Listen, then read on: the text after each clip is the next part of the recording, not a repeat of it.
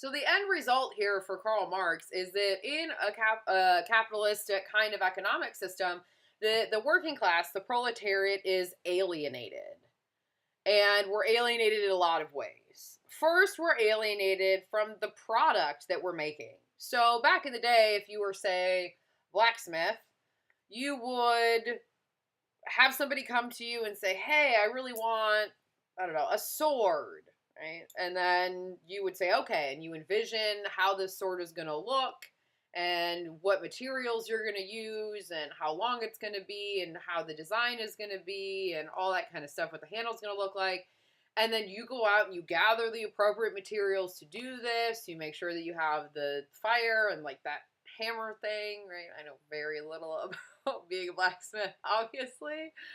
And you make the entire sword, you shape it, you design it, you put all the finishing touches on it, and then that person comes and gives you money and you say, here's the sword that I designed and I made for you. And it's a creative process, it's a worthwhile process, it's a satisfying process, and you have control over the whole thing, right, from start to finish. Now, I'm not glorifying the life of a blacksmith. I'm sure that it sucks in a lot of ways, but back in the day, you used to have people that had full control over the products that they made, and people would buy them. But nowadays, if you work at, maybe like the Chrysler plant or something like that, you sit there all day on an assembly line and maybe you insert a hinge, right, for like a door or something. And all day, you just put that one hinge on identical parts every single day, and that's it. Now, if that's what you do all day, and then, as you're leaving, you see a brand new car pulling off the assembly line, are you going to feel that sense of, wow, I made this, that's so great? No, you made one little hinge. You might not even know where it is in the car. There's no sense of ownership. There's no sense of creative control. There's no sense of pride or accomplishment, and it's not satisfying at all. We're alienated from the products. Same if you work in, a restaurant and you're a server, right? Okay, you probably didn't design the menu, shop for the ingredients, and actually make the food, right? So you're not proud of that sandwich when you bring it out because you had nothing to do with that sandwich, really. The clothing that you might sell in a store, right? You're alienated from that. You had nothing to do with the decision to get those jeans, how they were manufactured, where they came from, what they look like, how much they cost, where they're stocked in the store, right? We're alienated from all of that. And we're alienated from the people that we work with, from our bosses and our managers and our coworkers, because we feel exploited. They take advantage of us for the lowest amount they can possibly pay, usually terrible circumstances. And if you don't like it, somebody else will do that job. You can go find something else. And the cycle just maybe repeats itself. We're alienated from the customers and clients that we work with because we just see them as a means to a paycheck. I've got to get these people through my line because, we got to keep moving. I got to get out of here, right? We don't see people as people. We see people as something we have to deal with to get money. And we're alienated from other humans as a result. Marx also said we were alienated from nature because we have no idea where our products come from anymore. The means of production, the things that we actually need to transfer and to translate into a sellable product or service, most of us never even witness. You go to the grocery store and you see all kinds of packaged ground meat, and how many of us actually think of the actual cow on the actual slaughterhouse and the actual farm where this actually came from, right? We're totally disconnected. Now, maybe you see cows and stuff out closer to Kish where that's a more common thing, but there's still this alienation, this disconnect.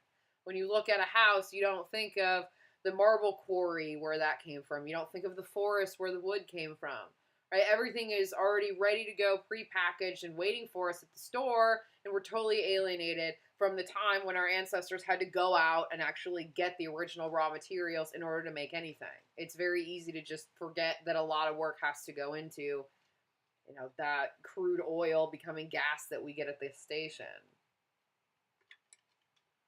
We're also alienated from our loved ones. It should be that when you're at work, you feel like a human, right? Animals don't have jobs. I mean, maybe like a service animal. But that's something that makes us human, right? We work. We can be creative. We can do all these things.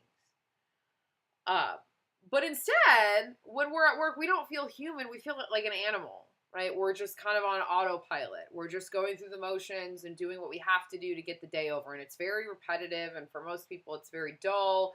And you just kind of tune out and it doesn't feel human at all.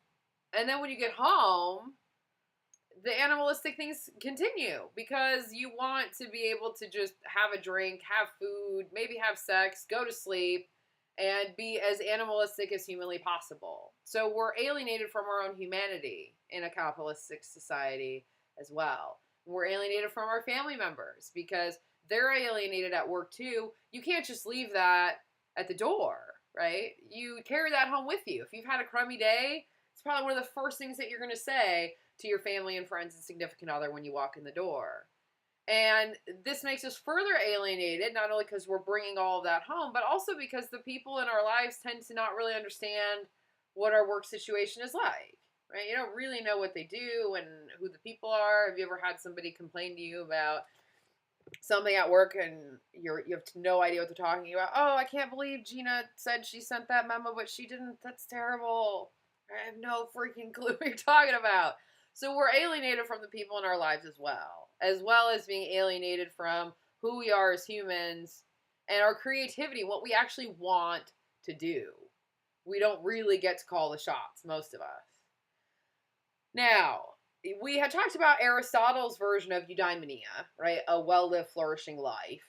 And Marx is going to give us his own version here, and that is a species life versus an alienated life. And most of us in a capitalistic system are living an alienated life, and we're alienated in all of those ways and more. And a species life is living up to how humans should be living, and Marx thought that was impossible in a capitalistic system. He didn't think that people were lazy or unmotivated. He just thought that people wanted worthwhile work where they could be creative, they could use their skills, their talents, their interests, and they could actually have full control over the process and be proud of what they made. And he thought that if people could do that and could survive and make a living off of it, then people would want to work. It's that people don't have meaningful work that makes us hate the idea of work. So we want a species life, not an alienated life. And Marx thought that all we could get in a capitalistic system was an alienated life. Now, I suspect that a lot of you can probably relate to what Marx is saying, and I really hope you read this chapter because it's got a ton of other criticisms that I'm not going to have time to get to here that I think you'll find interesting. And a lot of you are probably at the age and the point in your life where you have a really crappy job and you do feel exploited and used and alienated, and you do maybe feel like you're selling yourself for a paycheck. But of course, that's not going to be the case for everybody. There are certain people who love what they do and that can make a living off of it and are proud of it and feel like they can be creative. And if that's your experience in the workforce, that's great. That is absolutely great. What Marx would say is, simply because you don't feel like you're alienated, it doesn't mean that you're not. We are so conditioned in a capitalistic society to think that this is the best system and to buy into the idea of the American dream because it keeps the workers complacent. It keeps them peaceful, and it keeps them turning along at these crappy jobs for a crappy wage where they're being exploited and feeling alienated because they feel like that's how it's supposed to be. We're told from a very young age that that's the best system and that you can be a millionaire too. All you got to do is want it and work hard. Now, I'm not selling hard work short, but not everybody can be a millionaire. And the overwhelming majority of people who are not millionaires, it's not because they didn't necessarily try hard enough. Maybe some people. But the fact is that being that kind of successful person where you are in the bourgeoisie and you are at the top, it's not just about working hard. It's about luck. It's about blind opportunity. Right? Every time I walk down some touristy kind of downtown and I hear people playing acoustic guitars and singing, I think, this person is just as talented as Jack Johnson or John Mayer or whoever it is, right? There are millions of people just as talented, and yet they're the ones that somebody took a shot at. They were in the right place at the right time with the right people who were like, all right, yeah, we'll give you a record deal. Let's do this. Same thing with getting into a company, right? You're there at the right time when somebody leaves and you just happen to get this promotion, and you were in the right place at the right time to get that opportunity. Now, I'm not saying that, everything can get handed to some people and that hard work means nothing, but I do think that this idea that everybody has equal opportunity and access to be at the top is just, I mean, we're fooling ourselves if we think that's the case. And if you're majoring in something just because you think it's going to make you a lot of money, you might want to rethink that, because most of the jobs where you actually would make that kind of money and be in the bourgeoisie, you're probably going to work like 80 hours a week. And now with cell phones and tablets and the internet, you're never really going to have time off because they're always going to be able to get at you even when you're at home. So yeah, you might have a nice house and a nice car to come home to, but if you hate what you do for like your whole life, is it really worth it? I don't know. Maybe it is to some people, but I would rather love what I do and not make a lot of money than to hate what I do for so much of my life, just so in the small amount of time I actually have off, I can sit in a bigger house to enjoy it in. So it is important to keep in mind here that you hear these rags to riches stories all the time, right? Like the rapper who made it out, the CEO, founder of a company who started it in a garage, living with his parents from nothing, right? The reason that you hear those stories is because they're so rare. They don't happen very often. You don't hear about all the people still struggling to try to get out and to try to make it and to try to do something, because those stories aren't really heartwarming and they don't make us feel like we can do it, right? There's nothing better for the people in power, Marx is going to say, than when you have that, token person, whether it's a person from an inner city or a racial minority or whatever it is, that comes out of horrible circumstances and makes it and becomes a billionaire, right? There's nothing better for them, because that keeps everybody thinking, I just got to keep my head down. I got to pay my dues. I got to hustle. I got to work hard. I got to play the game. And that's going to be me someday. But the truth is that for most of us, that's not going to be you. There's a reason why it's a very small percentage of people who are millionaires, right? It's not that easy to do. So we live in this capitalistic society where we're constantly working as hard as we can, and we might deny feeling alienated because we're just so indoctrinated into the idea that this is the American dream, that it's all about you, it's all freedom, it's very individualistic. You determine if you succeed or fail, and you just got to work harder if you fail until you do succeed. And maybe that's not the best advice. And Marx is going to compare it to, maybe a woman in an abusive relationship who doesn't feel like she's being abused, or doesn't feel like she's being mistreated, or feels that she somehow deserves the treatment. It doesn't mean that she's not being abused just because she doesn't maybe recognize it. And Marx is going to say the same thing about alienation and exploitation. Even if you don't feel like you're being alienated and exploited, it's just because you feel like that's what you deserve and you feel like that's normal in a system that brought you up telling you that that was normal and that that was a goal to strive for, and it's not. Now, what he suggested was communism, which is government controls everything. It's a very equal distribution of goods and services, and there aren't separate economic classes. It's a much more shared kind of communal, right, sort of society. Now, it is true that pretty much every time communism has been tried, it has failed horribly, and a lot of people have been harmed or killed in the process. Now, because of this, everybody thinks communism is this terrible thing and Marx must have been crazy.